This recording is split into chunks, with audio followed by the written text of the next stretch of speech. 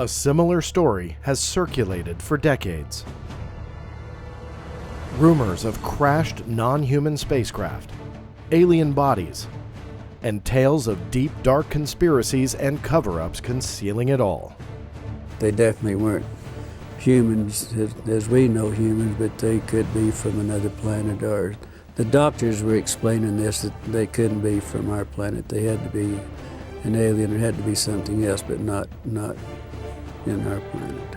But this week, David Charles Grusch, or the UFO Whistleblower as the media has labeled him, speaks out and essentially confirms it all.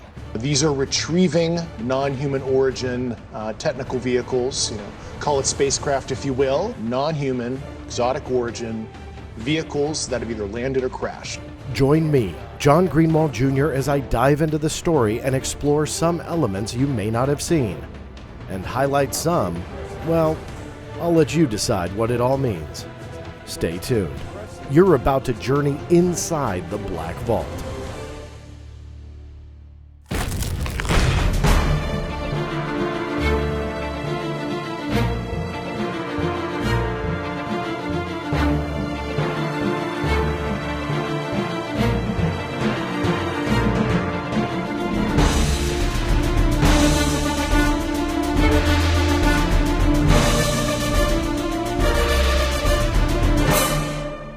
That's right, everybody. As always, thank you so much for tuning in and taking this journey inside the Black Vault with me.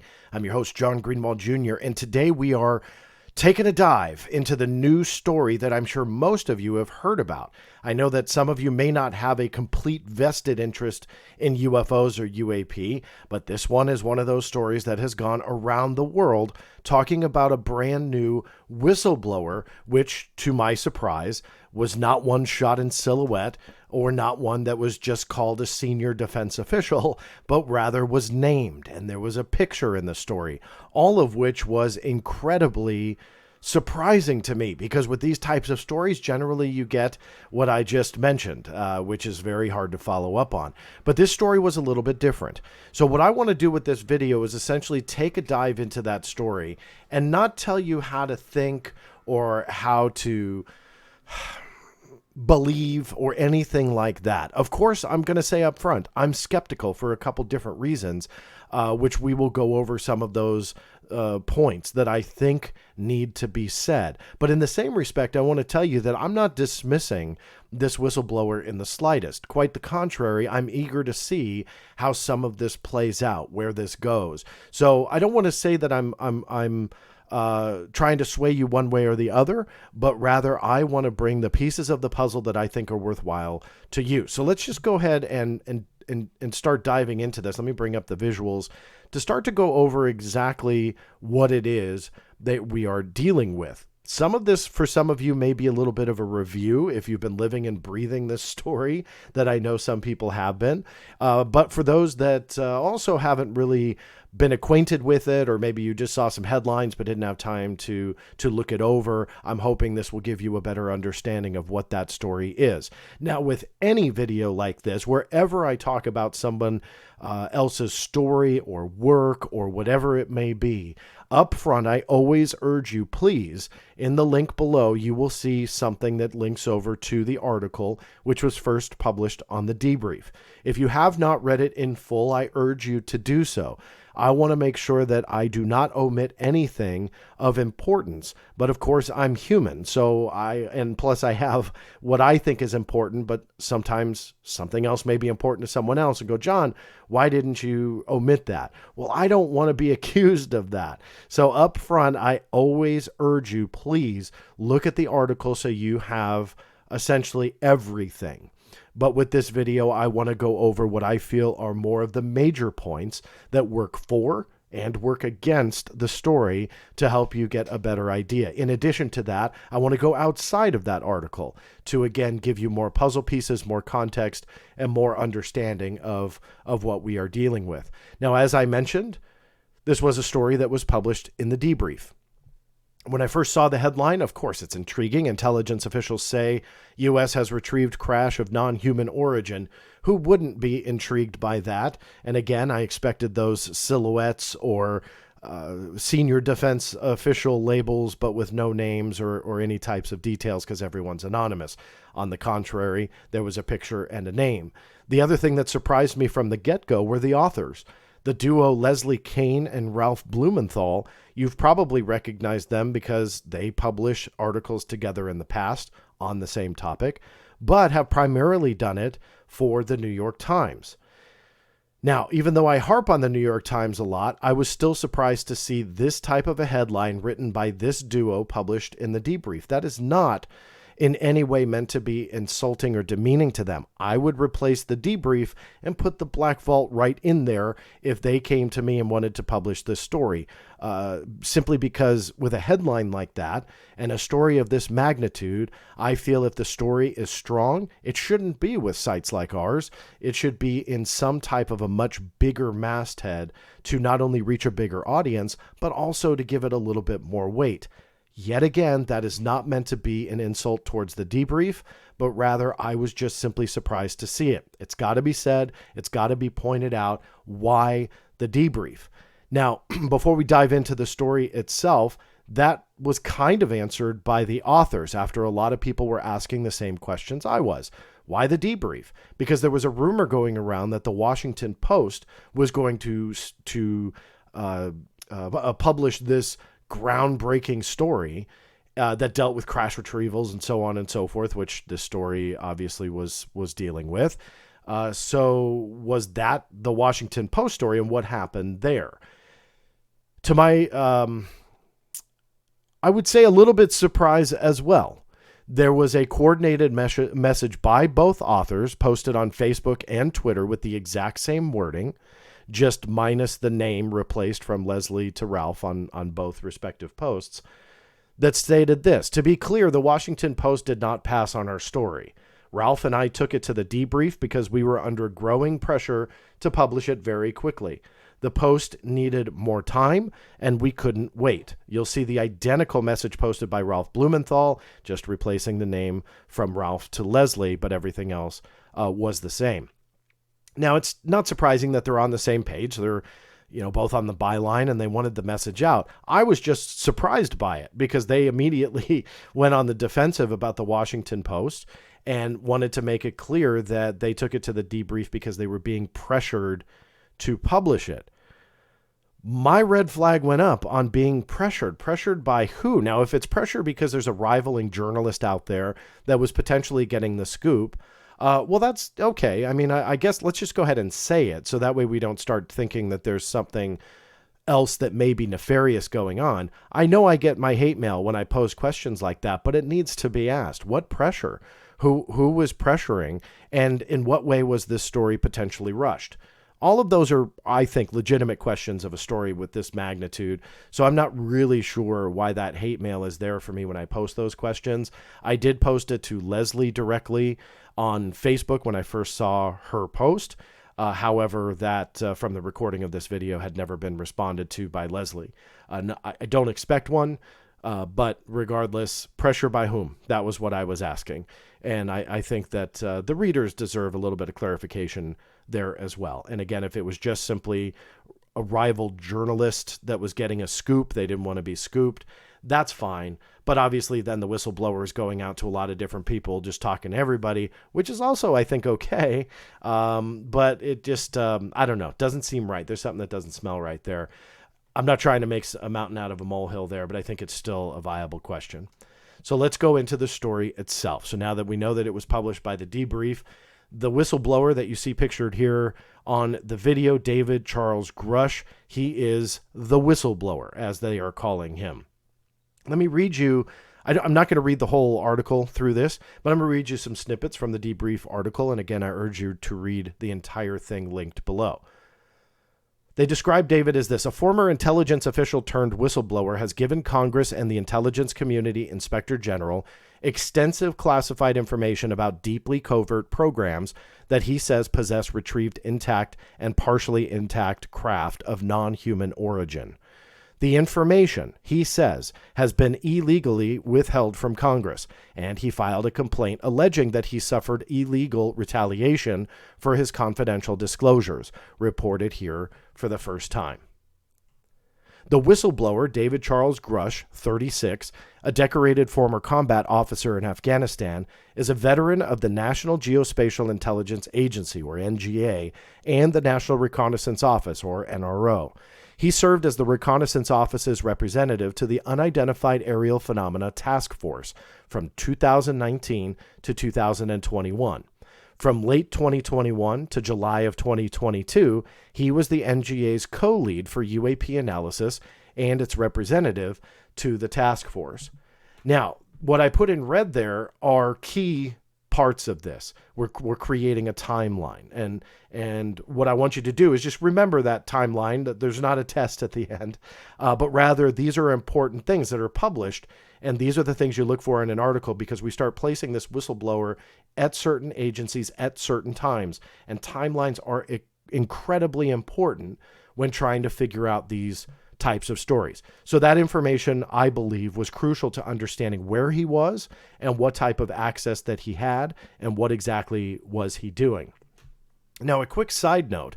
In that timeline, you guys might recall from this channel, and also one of the articles I published on theblackvault.com was about a NRO system called Sentient that had discovered a tic-tac shaped object. Now, I won't go through the whole story again. I've got a whole video on it. I'll link that in the show notes below. But per the timeline, Grusch, the whistleblower, would be at the NRO at the time that these documents I got were written. It's quite even possible that he wrote one of the emails where the name was redacted about how the NRO could support the task force. I may be more convinced he wrote it than not at this point, but that's just a pure guess. But given that he was the lead at the NRO for this, it's likely that he was probably writing these emails about how the NRO could support the UAP task force, and then of course would have direct knowledge of the sentient system and its tic-tac shaped object observation that was documented in a heavily classified report. So I'll link those documents below, but I wanted to give you that side note because it's interesting to put that person now at the NRO into that story, which I didn't have before. One of the other people that were revealed in this story was Charles McCullough III. He is the lawyer. He's representing the whistleblower, Grusch, and his background is pretty interesting. He was the first Inspector General of the intelligence community. That started on October 7th, 2010, and he stayed in that position until March of 2017. Now he's in the private sector. He works for Compass Rose Legal Group, and he is, again, representing the whistleblower in this case. Another person revealed was Colonel Carl Nell. He was the Army's liaison for the UAP task force from 2021 to 2022. Quick descriptor from the debrief on Nell. Carl E. Nell, a recently retired Army colonel and current aerospace executive who was the Army's liaison for the UAP task force from 2021 to 2022 and worked with Grusch there, characterizes Grusch as beyond reproach. Now, I kind of took away from the article that Colonel Nell, with his distinguished background himself, was there essentially as a character witness to back up the credibility of the whistleblower. In his words, he was beyond reproach. Obviously, Grusch was very revered by the fellow Army liaison for the UAP task force, so obviously they worked together in that regard. How much? That's still yet to be seen, but now we're starting to piece together another piece of the puzzle, the Army liaison for the task force. Another person labeled, which there was a little confusing aspect to this for some, not everybody, but hey, I'll put myself under the bus. For me, I didn't catch it the first time. There was somebody by the name of Jonathan Gray that was described in the article, and they were essentially there to back up and corroborate the testimony of the whistleblower. Now, at first glance, you think Jonathan Gray is a person, but you have to read through a lot more of the article to realize that Jonathan Gray is not a name at all, but rather a pseudonym. Let me read. And this was a quote starting from the person identified as Jonathan Gray. The non-human intelligence phenomenon is real. We are not alone, Gray said. Retrievals of this kind are not limited to the United States. This is a global phenomenon, and yet a global solution continues to elude us. Those are powerful statements, and I was excited because after seeing Grusch's picture and name, I just wrongfully assumed that Jonathan Gray was someone else named. Sadly, it was an anonymous source using a pseudonym. I'm not here to harp on grammar and stuff like that. I think the right answer would have been to put Jonathan Gray in quotations, since we are using pseudonym. I did, the article did not. But I will read to you what the article said, and admittedly, I missed this the first time that I read it because it is quite a bit down from Jonathan Gray's introduction and his corroboration of the whistleblower.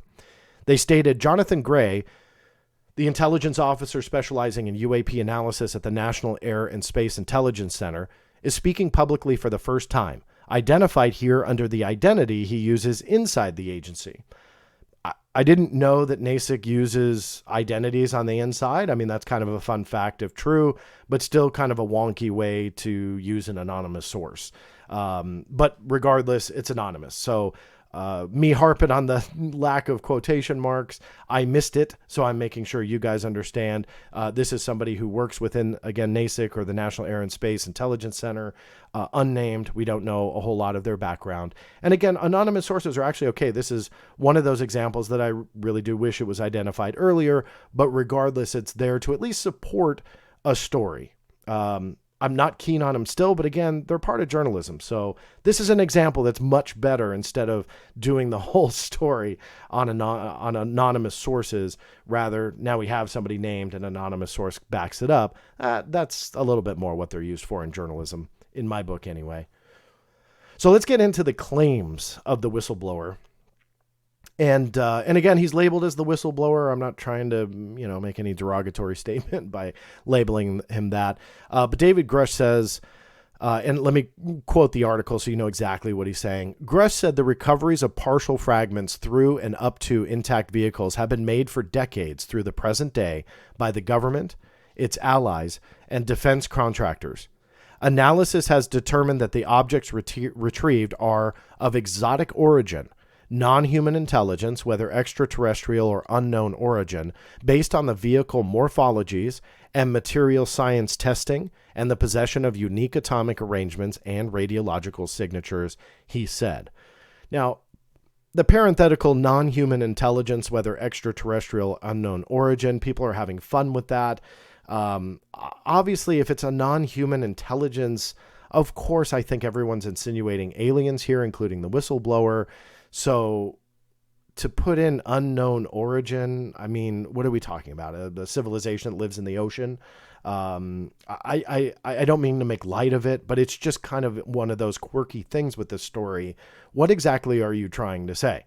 If it's not alien, right? If that's one possibility, what is this unknown origin you're talking about? Is there another civilization of people that you're insinuating live here in the ocean, so they're not technically alien?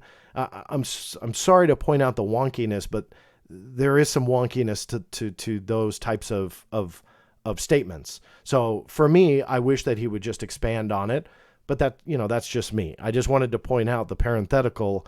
Why does he have to differentiate unknown origin from extraterrestrial if no matter what, he's saying that it's non-human technology? Now, here's a little bit more. When you read through the article and get a little bit deeper into it, this is where it starts to, I think, hurt the story a little bit. Let me quote.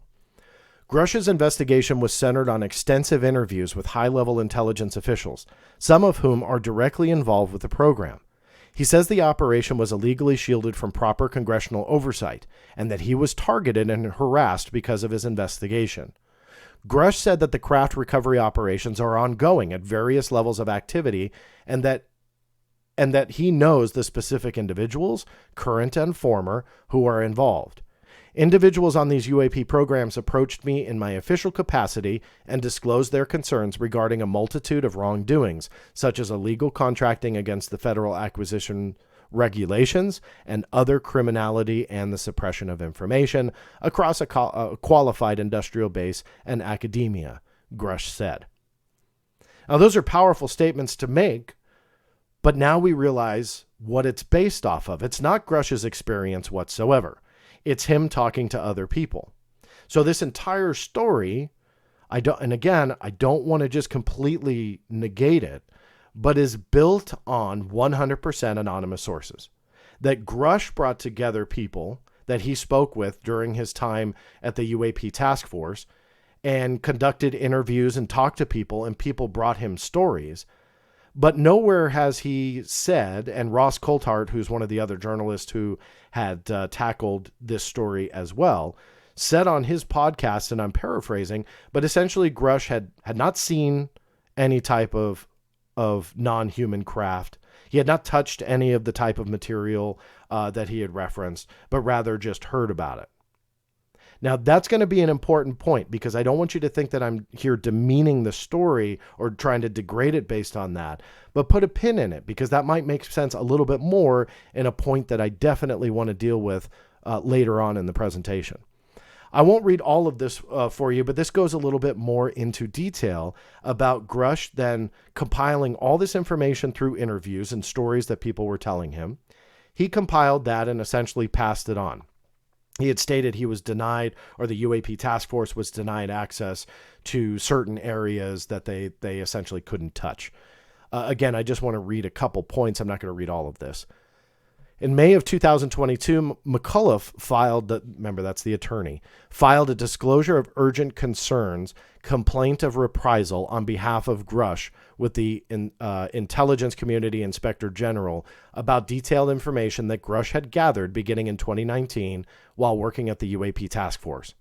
An unclassified version of the complaint provided to us states that Grusch has direct knowledge that UAP-related classified information has been withheld and or concealed from Congress by elements of the intelligence community. Jumping ahead, according to the unclassified complaint, in July 2021, Grusch had confidentially provided classified information to the Department of Defense Inspector General concerning the withholding of UAP-related information from Congress. He believes his identity and the fact that he had provided testimony were disclosed to individuals and or entities within the Department of Defense and the intelligence community outside the Inspector General's office. As a result, Grusch suffered months of retaliation and reprisals relating to these disclosures beginning in 2021. He asked that details of these reprisals be withheld to protect the integrity of the ongoing investigation. Jumping ahead, the Intelligence Community Inspector General found his complaint. Let me start that over. The Intelligence Community Inspector General found his complaint credible and urgent in July of 2022. According to Grusch, a summary was immediately submitted to the Director of the National Intelligence, Avril Haines, the Senate Select Committee on Intelligence, and the House Permanent Select Committee on Intelligence. The complaint was drafted and signed by McAuliffe and his managing partner. Moving along, a whistleblower reprisal investigation was launched, and Grusch began his communication with the staff of the Congressional Intelligence Committees in private closed-door sessions. According to Grusch, certain information which he obtained in his investigation could not be put before congressional staffers because they did not have necessary clearances or the appropriate investigative authority. I won't dissect that last part. Again, there's a little bit of red flag there on the investigation. However, I'll let that play out on how the Inspector General and Congress responds to this as it moves forward. I'll let you know what the Inspector General's Office for the Intelligence Community said to me, which isn't much. But other than that, I'll let that play out. I'm not going to sit here and nitpick everything. But that gives you a bit of an idea of what the story was, what it was built on, what the claims were, and why this is going to the Inspector General, why he felt that he was being wrongfully treated. We don't know the details of that. But okay, we understand that the investigation is ongoing, so he didn't want to talk about it. But regardless, we have a pretty good idea of what the story is. Well, the media really glommed onto this, and rightfully so. It's a pretty amazing story. Went on to the cover of the Drudge Report, column 3, position 1. That's a very coveted spot. I watch those news spots very closely myself. I like to see what's in the media. It's not about UFOs, really kind of ever.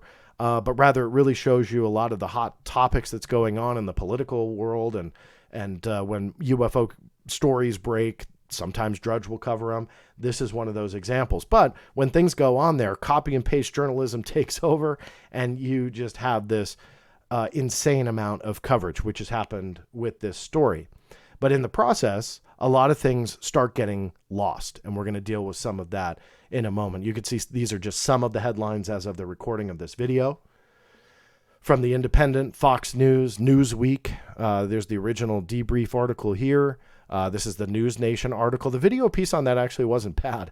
I know it got a lot of flack, but I was pleasantly surprised that some of the questions and some of the points being pushed were actually pretty good. I felt it was a fairly balanced story. I'm sure I'll get hate mail for saying that, but I think News Nation did good.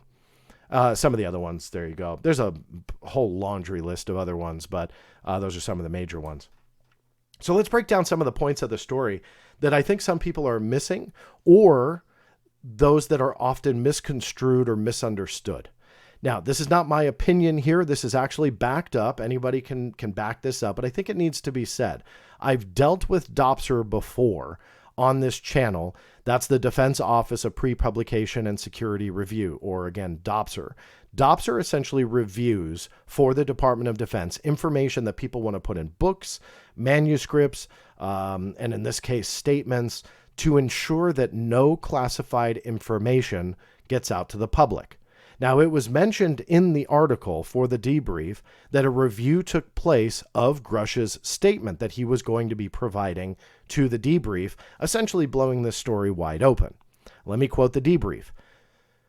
In accordance with protocols, Grusch provided the Defense Office of Pre-Publication and Security Review at the Department of Defense with the information he intended to disclose to us. His on-the-record statements were all cleared for open publication on April 4th and 6th, 2023, in documents provided to us. We haven't seen those documents. We have no idea, but we can assume that maybe he did a DD Form 1910 or something similar.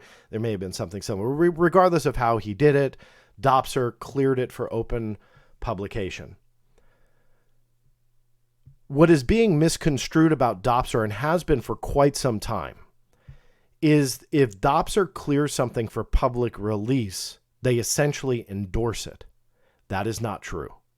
They are very clear about the fact that they do not fact check or endorse accuracy, but rather they go through character by character, word by word, and line by line to ensure that no classified information is being put out there in print, in a presentation, in a statement, whatever is submitted to them. That's what they ensure.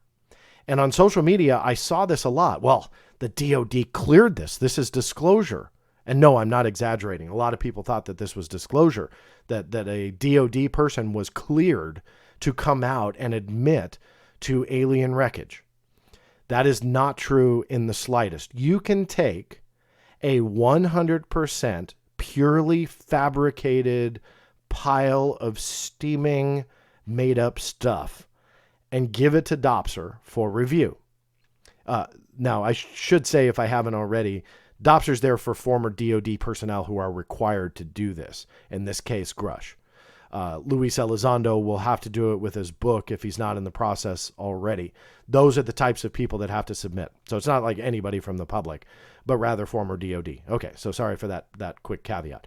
So that you just bring that steaming pile of fiction to them, they review it. They'll still give you a stamp. As long as there's no classified information in there, they will give the same exact stamp of approval. Let me give you an example of what it looks like when they give their stamp of approval. This was Skinwalkers at the Pentagon. That was all about Skinwalker Ranch and OSAP. And you'll see here, the Department of Defense, DOPSR, the case number, cleared for public release, May 11th, 2021. Here's the required disclaimer that DOPSR had them put on the book. The views expressed in this publication are those of the author and do not necessarily reflect the official policy or position of the DoD or the U.S. government. The public release clearance of this publication by the DoD does not imply DoD endorsement or factual accuracy of the material. Where appropriate, in order to protect personally identifiable information and protected health information, names and personal details have been changed. That's all standard. That's what DOPSR does. So I wanted to clear up that point because, again, that is often misconstrued right now, not only on social media, but in some journalist outfits, that this was cleared and they don't explain what Doppler was. Sorry, debrief, that includes you as well. Now, in fairness to one of the co-founders, Tim McMillan, they did a supplemental article very similar to what the New York Times did back in 2017. They had their main article, and then it's like, this is how we did it. Well, this was kind of echoing that. They had their main article, which I just went over the points with you. They had a supplemental article that was essentially a Q&A between one of the debrief staff members, Christopher Plain, who sat down and asked a bunch of questions to Tim McMillan as how do you vet this story? How do you fact check it? And so you go through this, and to Tim's defense, he had put in there the detail about Doppler that it is not an endorsement. So I want to make sure that I compliment Tim McMillan there for putting that into his interview to ensure that his readers did not think that it was a DoD endorsement. But I mean, I kind of wish that it was in the original article because that's what most people are going to read. That's what the copy and paste journalists were using as kind of the basis. And so the Doppler note got parroted, but the reality of what Doppler does did not. And that's what's kind of frustrating. So hopefully that clears up a point for you. Another thing that the article didn't do, which I was a little surprised at, was the fact that there was no reach out for any official statement. Now, I've said this 1,000 times, and I'll say it 1,000 times over because a lot of my biggest haters love to throw this into my face. The official line from the DoD/the Pentagon is not necessarily an endorsement if you publish. It's part of the story, though.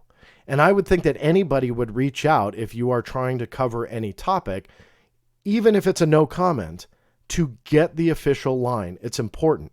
So I'll stress it again, just because you publish it, it doesn't mean that it's an endorsement, but rather it is part of the story. So why you ignore that, I don't know. This article ignored that. Unless they didn't publish it and did contact them, I don't know. But I did end up getting a confirmation from the Pentagon of what their view is on this in relation to Grusch's claims. Of course, it's everybody's favorite Sue Goff. She is the only one that responds to UAP-related queries. That's her portfolio. So that's why we see her name all the time. She gets a bad rap from some corners of this conversation. But she does speak for the DoD. She doesn't speak for herself. So that said, this is the quote. To date, Aero has not received any verifiable information to substantiate claims that any programs regarding the possession or reverse engineering of extraterrestrial materials have existed in the past or exist currently. Aero is committed to following the data and its investigation wherever it leads. Aero, working with the Office of the General Counsel and the Air Force Office of Special Investigation, has established a safe and secure process for individuals to come forward with information to aid Aero in its congressionally mandated historical review. Aero's historical review of records and testimonies is ongoing and due to Congress by June of 2024. Aero welcomes the opportunity to speak with any former or current government employee or contractor who believes they have information relevant to the historical review. That's the end quote. Now, obviously, that's not my endorsement of the DoD's position, but rather that's part of the story. So there you go. One thing I tried to get the Pentagon to elaborate on was whether or not Grusch has spoken to Aero, because then that makes this statement at least connect to that first line. Aero has not discovered any verifiable information to substantiate claims. So have they dealt with the claims from Grusch and they can't substantiate it? Or, in fairness, maybe they haven't talked to him yet, or at all, or refused to. Who knows? They have not responded to my question as of the recording of this video. But hopefully you see my point in pushing that, because, okay, they can say whatever they want, but if they haven't talked to Grusch, well, then how can you say you haven't discovered any verifiable information when I'm asking you about a whistleblower you haven't talked to yet? But on the contrary, if they did talk to him and couldn't substantiate anything, we should hear about that. But again, I have yet to see that at all. Then the question comes up, but is Arrow cleared at all? Does Arrow have enough clearance that if Grusch goes to them and say, hey, look, X, Y, and Z, this is what I learned, program names, agencies, he spills it all in a skiff for 11 hours at a time and says, okay, Dr. Kirkpatrick, do your thing. And he doesn't have access to everything. How could he understand it? Now, this is the argument about Title 10 versus Title 50. Now, I'm not going to sit here and bore you to death with all the legalities of the difference between the two, but the nutshell is Dr. Kirkpatrick had stated that he didn't quite necessarily have the appropriate clearances for Title 50 material, and maybe would not be able to substantiate claims like this. So I'm, definitely on board with that. Does Arrow have that clearance? And we just don't know. We would hope that they would. We're crossing our fingers as the general public that he would, but we don't know that for sure. There's a lot of Title 10 versus Title 50 information out there.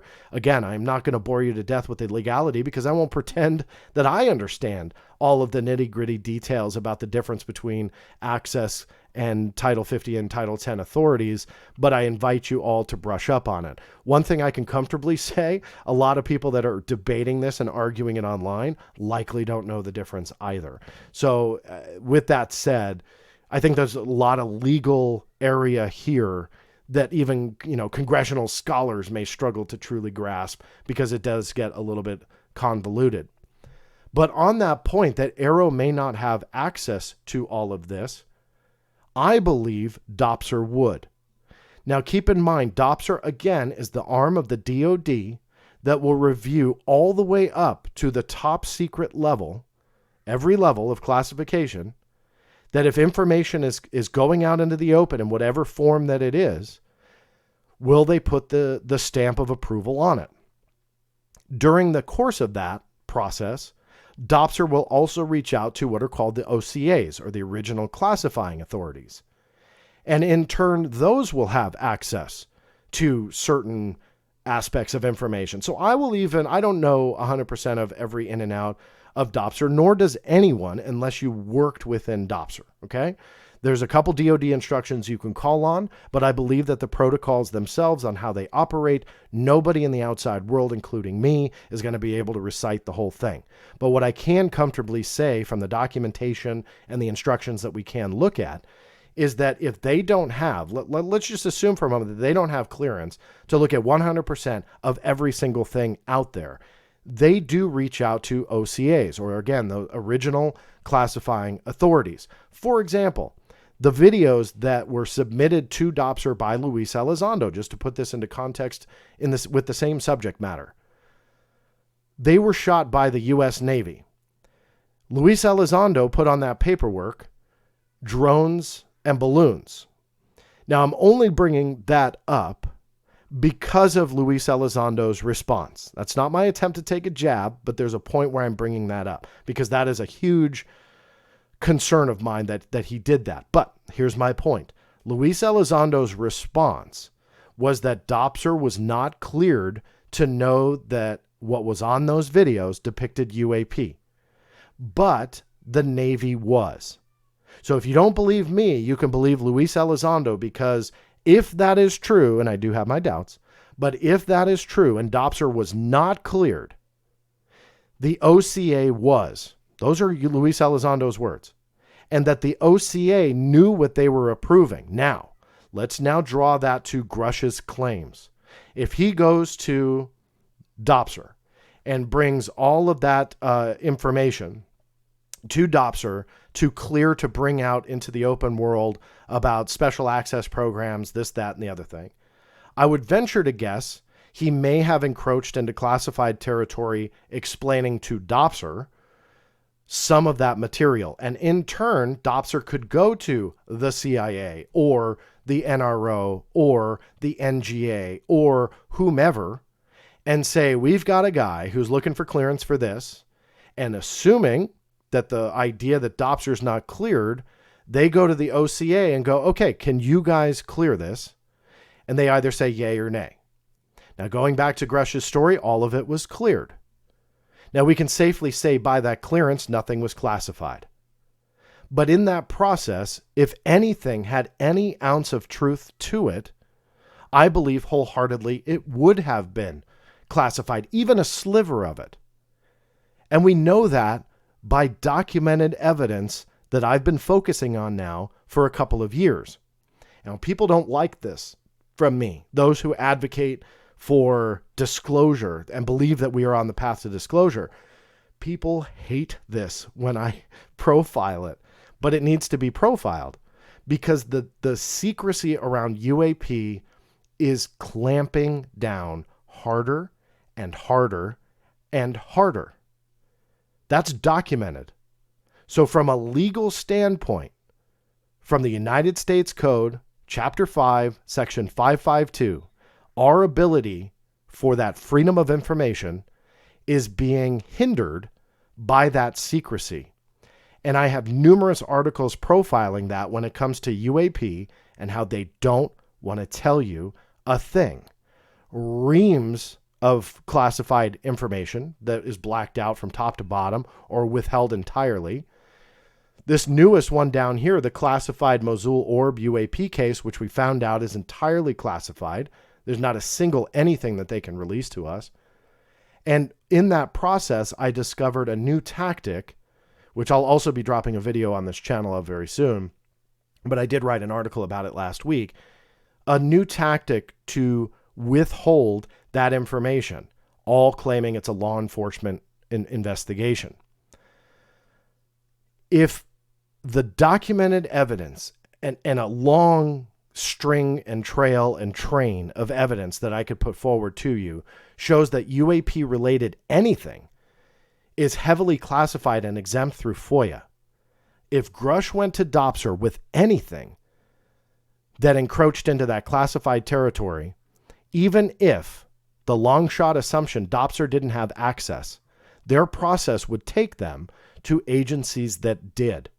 And if it encroached into a SAP or an unacknowledged area, enough in that process, word would travel that would say, Dopser, no. And that's it. They wouldn't give their stamp of approval.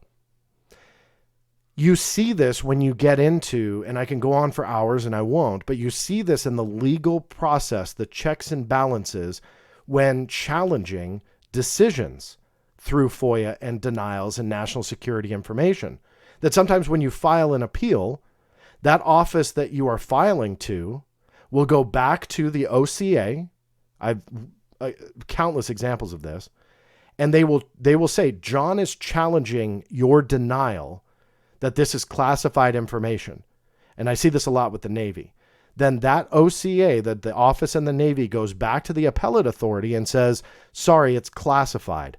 The appeal letter will essentially state that the appellate authority cannot grab all of that classified information and look at it and go, yeah, you guys are right. I wish that was the case. But rather they say that they have to trust the OCA's authority to look at that information and make that determination. And so then they will back up the Navy in those cases. So with that said, that is a prime example that not all parties will be privy to 100% of the information, but the checks and balances system works that the person that is in charge, i.e. the OCA, will then look at that and go, no, but I'm not going to tell you why. And that authority, coming back to Grusch's story, Dopser, goes, okay, and they don't get the stamp of approval. And yet in this case, it absolutely did. So I know that turned into a long-winded explanation, but it has to be explored. If any of this encroached into a classified territory, I'll accept the argument that Arrow may not have that access. Okay, so I'll accept that. But since he went through the Dopser process and brought a lot of these statements forward, you can't just go around and start spouting off about special access programs and their scope. It doesn't matter if you're not showing progress reports or quarterly summaries or whatever. That doesn't matter. The scope of special access programs and beyond is classified in nature. Sometimes just the code name is a classified code name. So you can't just go around spouting that. So you go to Dopser and you say, yeah, I want to, I'm making up a name. I want to talk about Red Talon, right? And it's a classified sat, but I won't say what Red Talon is all about. Well, that very name can be classified and they won't give a stamp. And then they will push it back and say no, but that's not what happened in this case. So we have to look at the realization of the process we were told and what that process actually means. I hope I'm wrong. Don't get me wrong. Look, I mean, if this was some kind of way of starting disclosure, cool. But that's just not how this is going. So for that story to be pitched to Dopser and they got the stamp, I think that's actually a red flag. Despite some people thinking that it was a good thing, I think it actually may work against it. The point I brought up earlier, where are those documents from Dopser and so on that were shown to the journalists? Where are they? I'm kind of curious what Grusch brought to Dopser. What did Dopser sign off on? Was it literally verbatim, the statements that they gave? Okay, well, I took from the article that, but I would like to see the actual document, because if that is true in the article, that the statements that Grusch gave were approved, there's absolutely no reason not to share that form because it's an unclassified form. We know that it has David's name on it. Well, that's fine. He wanted his name out there, so his name would be on it. I'd be surprised if the document that they got, well, let me take that back. No, it may even have a name. We'll skip some conjecture there. Has a name of a Dopser reviewer or somebody else. Black it out. Who cares? But show us the information that was submitted to Dopser that was signed off on. Take away the personally identifying information for those that work inside the government. But if you showed it to the journalists, and the journalists are claiming that everything that was said to us by Grusch was approved by Dopser, great. Let's see the paperwork. Now, some equate questioning Grusch's story or these types of claims. He's a liar. How dare you call him a liar? How dare you challenge him? But that's not what this is about. See, when you realize in the story, beyond these staggering claims, that Grusch was simply talking to people, you cannot hold the belief that the United States government and military for decades has covered up UAP wreckage of non-human technology and was successful in doing so. But fast forward now post-2017 and people want that out. You cannot believe the government would be successful in wanting to do that, but not hold the belief that Grusch himself may be misled. That it's not about being a liar or that Grusch is risking his life and career for this. But why would you put it past the government, or not put it past the government, that they would do something like that? Some of the loudest voices that come after me for saying, how dare you question a military decorated officer, are the same people that thrash Admiral Thomas Wilson for denying a certain event happened, who also happens to be highly decorated. There's a selective belief system here, but each case is absolutely unique to one another. So you have to drill in. And just because you question somebody doesn't automatically mean that they are a liar. But you also can't put it past the fact that he is being misled, because the laundry list of people that he spoke with and the hours upon hours of interview audio that he recorded or video test, I don't really know what he amassed. None of us do, I don't think. But regardless, the hours that he brought together that formulated his belief that they were covering up non-human craft. Who are those people?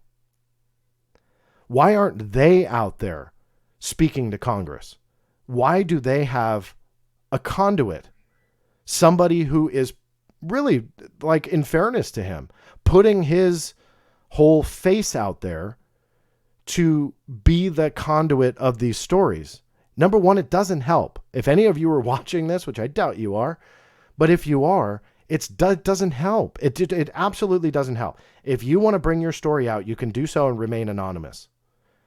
Congress will listen. They've said it. Gillibrand said it. that they are there ready to listen. So if you have the information, then put it out there. But to then go to somebody else, and then that somebody else then goes and says, hey, wait, look what I've figured out. And then he believes that he's being mistreated. Well, that's all the more reason not to use a conduit.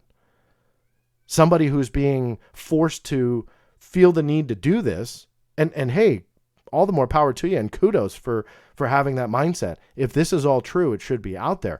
But do not put that on somebody else. Those anonymous sources that he is conveying the stories for at this point, they're the ones that need to come out. If Luis Elizondo led some secret UAP investigative effort called ATIP, which I know is controversial when you watch this channel. I mean, there's certain aspects to that story. I'm sorry. There's just like no evidence to support some of what is being said. But let's just get beyond the controversy. In the amount of time that he ran that program, does he see the same thing that Grusch saw? Because if anybody was in the position to see it, it would be him, right? That's the pedestal that so many people have put him on, that he was in the position to essentially see all of this. Well, you know what? Now's the time to put up. If he wants to support Grusch, which I'll show you a screenshot in a second, which I know he does, but I'm talking about naming names and pointing fingers. Now is the time. Do you really think that Luis Elizondo, if saying the truth, will get arrested? I'm sorry. I don't believe that. If these people came out and their information changed the planet, you really think they're going to get arrested for that? I laugh because I don't buy it.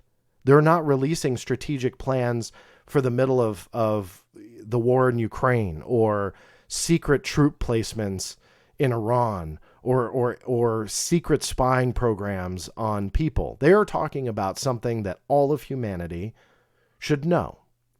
So if you have that knowledge, I do not believe at this point that you would be arrested. I just don't.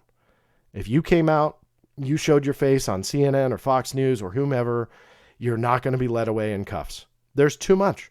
Imagine what the government would go through. There would be anarchy if somebody came out with a scientific proof of discovery that humanity is not alone, and all of a sudden they're like carted away. No way. I don't buy it. I just don't. Maybe it's wishful thinking. Who knows? But I just don't buy it. So these conduits that are being used to convey the stories is silly.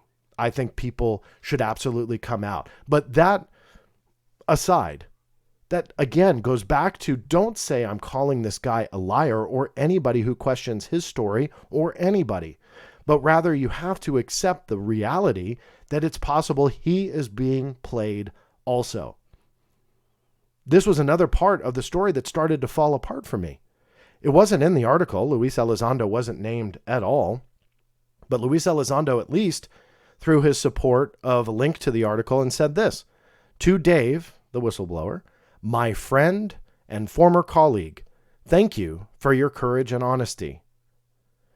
What was interesting by that was friend and former colleague. Well, just what? Because they were DOD? Okay, well, that's cool. Friend. Okay, they're friends. Also, nothing against either one of them.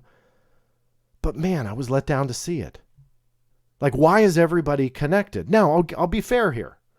Maybe they worked together, right? Well, remember how I talked about the timeline earlier in this presentation?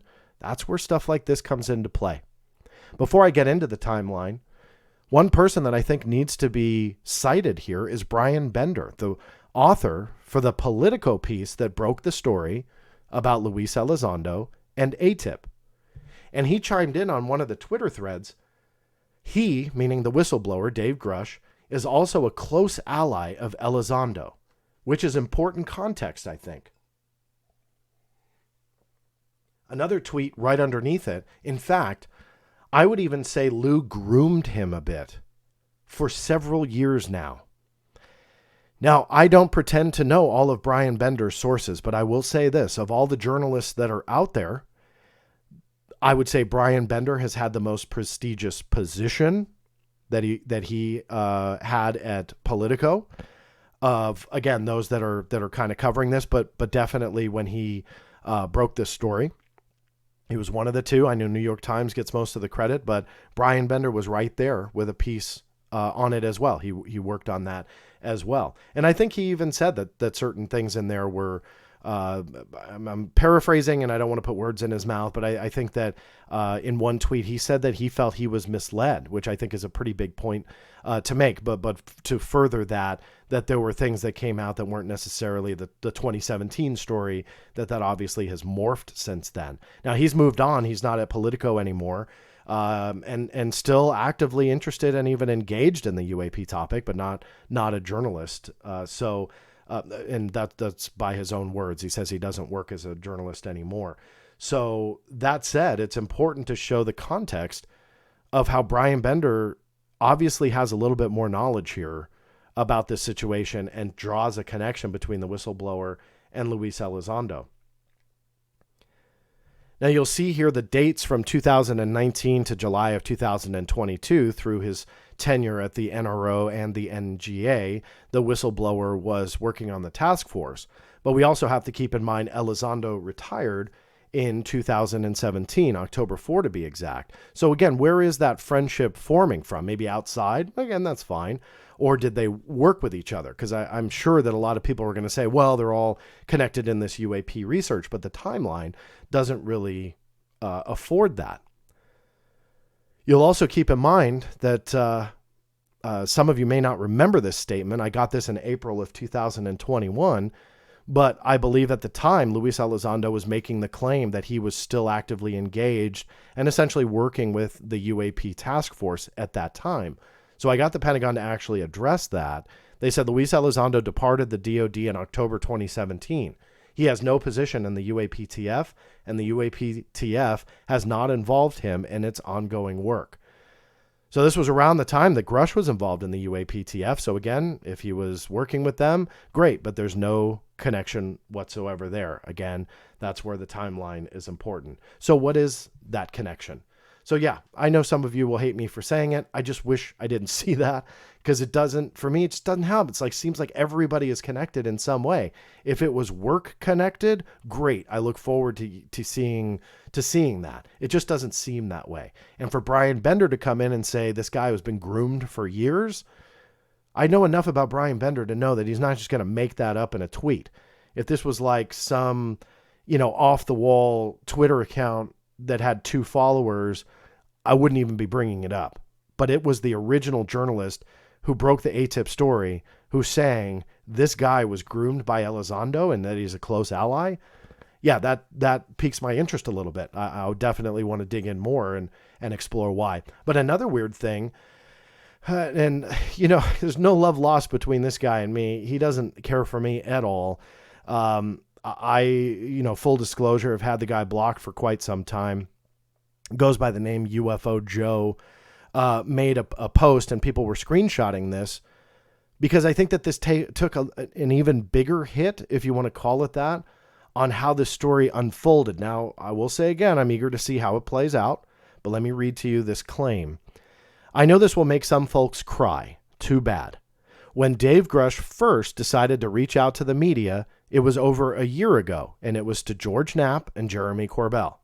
And thanks to George Knapp and Jeremy Corbell, I was introduced to Dave last August when I went to see the weaponized pair speak at the Star Trek convention here in town.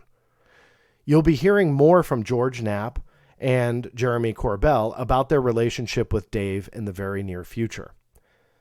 I forgot to add, in the hotel room where we hung out, Jeremy Corbell, George Knapp, and Grusch and I all recited the opening scene to The Wrath of Khan. And I know folks have a lot of questions about my original tweet, but the answer will come from Jeremy Corbell and George Knapp on Weaponized, hopefully soon, because I want to hear it. I wouldn't be bringing this up to you, except for the fact that Corbell had retweeted it and said, promise that George Knapp and I will tell this essential part of the sequence of events soon. This UAP puzzle is like an iceberg. We see so little above the surface and in the media. Not for long, I suspect. So what's up with that? He's at a Star Trek convention going after George Knapp and Jeremy Corbell. Now, that's cool because Corbell and Knapp have broken some interesting stories in the past. Not all. I know that the most recent has been the most controversial, especially with my interpretation of it. But regardless, a Star Trek convention, like that's their meeting. Now, that was in August, I believe it was, of 2022. And one of the quotes from the debrief article said from late 2021 to July of 2022, he was the NGA's co-lead for UAP analysis and its representative to the task force. So does that mean that it was a month after he stopped his work with the UAP task force that he was shopping this around? Which is fine, but let's put that into proper context. But then when you read deeper into the debrief article, you realize that's thrown out the window because it stated Grusch left the government on April 7th, 2023. So that was just, a month and a half ago? 2 months ago? Grusch left the government on April 7, 2023 in order, he said, to advance government accountability through public awareness. He remains well supported within intelligence circles and numerous sources have vouched for his credibility. All that is fantastic. But it's a red flag to me that if he was still within the government, he was out there at a Star Trek convention shopping the story around. Now, that may ultimately not be the case. So I am eager to see how Jeremy and Corbell and George Knapp talk about this meeting at the Star Trek convention. But all the more reason not to have some guy calling himself UFO Joe out there going, we were singing in a hotel room together while the guy was still in government, out there pitching a story. I don't get that. But to further that, why would Corbell and Knapp just let it go? Like, did it not pass their test? Which would be super intriguing to hear. Simply because, well, never mind. I'd be surprised if it didn't pass their test. I'm surprised they didn't want to break the story. So what happened there? I don't know. But I bring this part up because this is where the story is starting to get wonky. That this guy is at a Star Trek convention while he's still working for the government, essentially pitching his story. That doesn't make sense. But in fairness, I'll wait for that explanation that Jeremy Corbell says is coming. I contacted the Inspector General of the intelligence community. You see them referenced as the ICIG in the debrief story.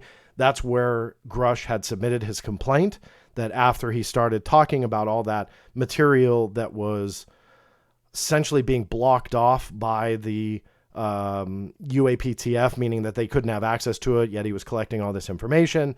He starts getting reprisal and getting treated badly. We don't know the details of that yet, but submitted the complaint, and his attorney, who's a very impressive attorney, was the one that's representing him. The ICIG, the ICIG, Intelligence Community, anyway, acronym, ICIG stated this to me as of this morning. The Office of the Inspector General of the Intelligence Community declines to comment. So they don't want to touch it.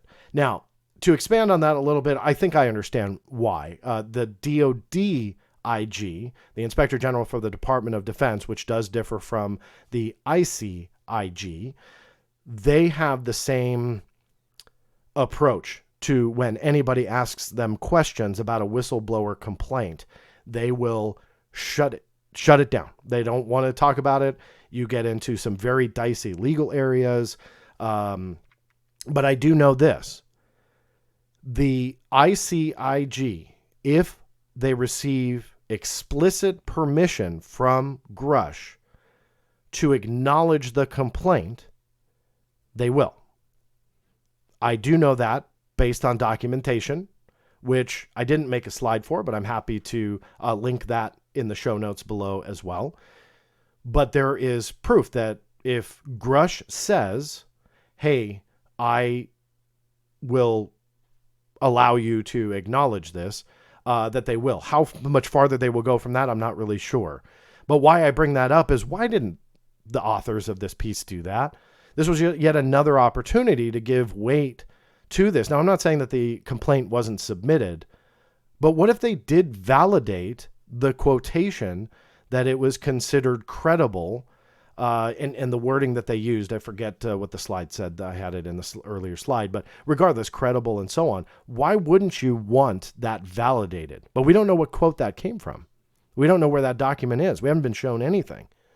And that is yet another, what I call a red flag, is why not? Now, it may show up tonight for all I know, or tomorrow, and I'm looking forward to it, but it should have been in the original piece. So that type of documentation is crucial to help evidence, to help give some evidence to what is a largely evidence-less story. It's just a bunch of claims. I'm so excited we have a face and a name, but in essence, he is just telling you what anonymous sources told him. So even though he's highly decorated, which is awesome, we have no idea who the other people are. Even though he may be 100% telling you the truth on what he was told, we have no idea if he is being lied to. We have no idea who's telling him these stories. We have no idea if he got caught up with the same cast of characters that we've heard about for quite a few years now, some of which have very questionable backgrounds. And I'll let you fill in the blanks. But I truly believe that people are being misled. That I wholeheartedly believe. And that there are certain characters out there that will say one thing and say they have your best interest at heart, but deep down they do not. Now that sounds conspiratorial, and I'm not saying that that's a official psyop, something against the community. I'm not saying any of that.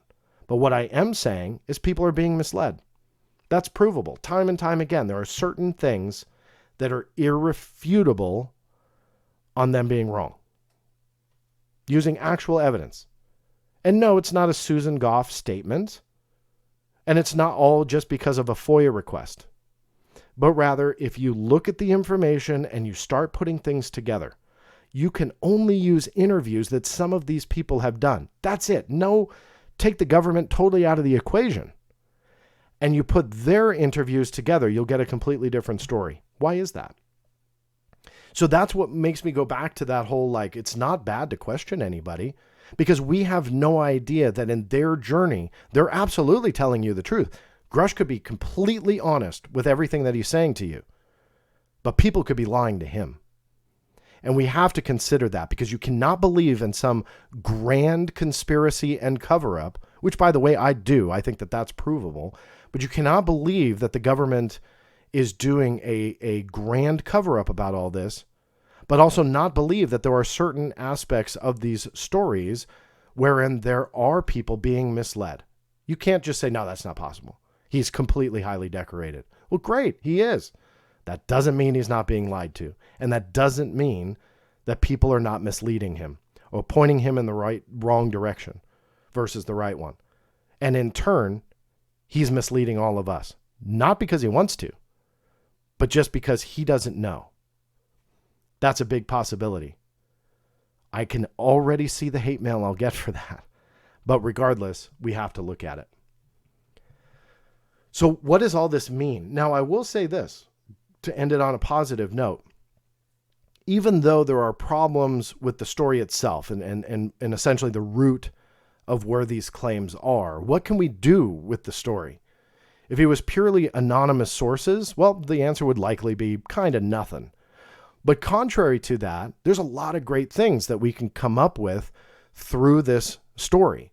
And we can start putting puzzle pieces together, like the Army liaison and Colonel Nell, like the NRO and the NGA whistleblower, who we labeled the whistleblower, but his tenure at both agencies and his connection to all of this.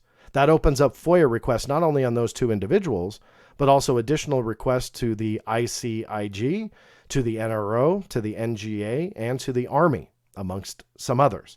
And yeah, I've filed quite a few to start not only fact-checking some aspects of this story, but even away from the grandiose claims that are being presented, the story was crucial to put certain pieces of the puzzle, namely these names and individuals, and some extra puzzle pieces with the agencies themselves, put them all together to file more requests and to start figuring out where we can go next. So it doesn't matter if it's just a big old pile of steaming fiction. What happened with this article gave us some new information that we can use, and that's a plus.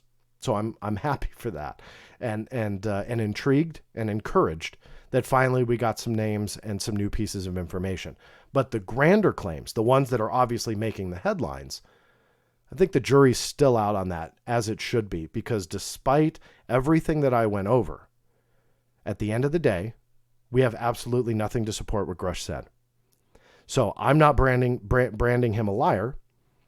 That's not what that is about, but we have absolutely nothing. Hopefully, the information that he passed on has some type of tangible something for them to look at.